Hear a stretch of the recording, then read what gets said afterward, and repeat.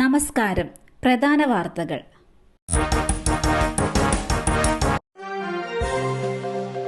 പാലക്കാട് നിർഭയ കേന്ദ്രത്തിൽ നിന്നും കാണാതായ 3 പെൺകുട്ടികളെയും കണ്ടെത്തി. പോക്സോ കേസ് അതിജീവത ഉൾപ്പെടെ 17 വയസ്സുള്ള 2 കുട്ടികളെയും 14-കാരിയെയുമാണ് 2 ദിവസങ്ങൾക്ക് മുമ്പ് കാണാതായത്.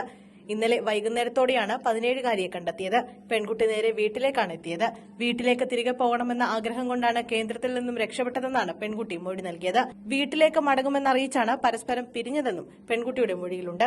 അവശേഷിച്ച 2 പേർക്കായി പോലീസ് രാത്രി വൈകിയും അന്വേഷണം തുടർന്നിരുന്നു. തുടർന്ന് മണ്ണാർക്കാട് വെച്ച് സുഹൃത്തിനൊപ്പമാണ് 17-കാരിയായ രണ്ടാമത്തെ പെൺകുട്ടിയെ കണ്ടെത്തിയത്. 14-കാരി പെൺകുട്ടി പാലക്കാട് നിന്നും മണ്ണാർക്കാട് എത്തിയതായി പോലീസിന് വിവരം ലഭിച്ചിരുന്നു. ബസ് ഇറങ്ങിയതിന്റെ ദൃശ്യങ്ങൾ കേന്ദ്രീകരിച്ച് നടത്തിയ അന്വേഷണത്തിനൊടുവിലാണ് പെൺകുട്ടിയെ തമിഴ്നാട്ടിലെ ബന്ധുവീട്ടിൽ നിന്നും കണ്ടെത്തിയത്. രാമങ്കരിയിൽ വീട് കയറി വെട്ടിപ്പരിക്കേൽപ്പിച്ച സംഭവം. പ്രതിയും ഭാര്യയും കോയമ്പത്തൂരിൽ നിന്ന് പിടിയിൽ. ആലപ്പുഴ രാമങ്കരിയിൽ വീട് കയറി യുവാവിനെ വെട്ടിപ്പരിക്കേൽപ്പിച്ച സംഭവത്തിലെ പ്രതി പിടിയിൽ.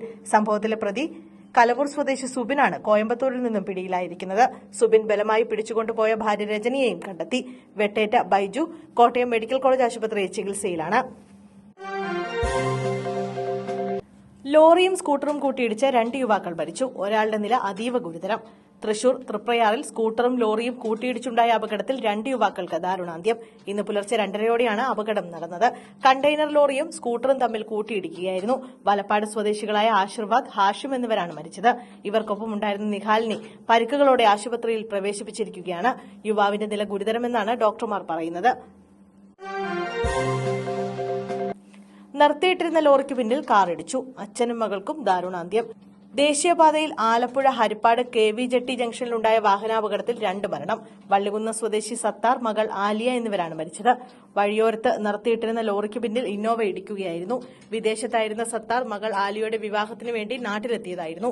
വിമാനത്താവളത്തിൽ നിന്ന് വീട്ടിലേക്ക് പോകുന്നതിനിടെയാണ് വാഹനാപകടമുണ്ടായത്. 2 വയസ്സുകാരി കുഴൽക്കിണറിൽ വീണു. രക്ഷാപ്രവർത്തനം പുരോഗമിക്കുന്നു. രാജസ്ഥാനിൽ കുഴൽക്കിണറിൽ വീണ 2.5 വയസ്സുകാരെ രക്ഷിക്കാനുള്ള ശ്രമങ്ങൾ പുരോഗമിക്കുന്നു. സംസ്ഥാന ദേശീയ ദുരന്ത നിവാരണ സേനകളും പോലീസും സംയുക്തമായാണ് രക്ഷാപ്രവർത്തനം നടത്തുന്നത്. രാജസ്ഥാനിലെ ദസൌലിയിലാണ് സംഭവം. വീടിന് സമീപത്തുള്ള കൃഷിയിടത്തിൽ കളിക്കവേ കുട്ടി തുറന്നുകിടന്ന കുഴൽക്കിണറിൽ വീഴുകയായിരുന്നു. ബുധനാഴ്ച വൈകിട്ടായിരുന്നു സംഭവം.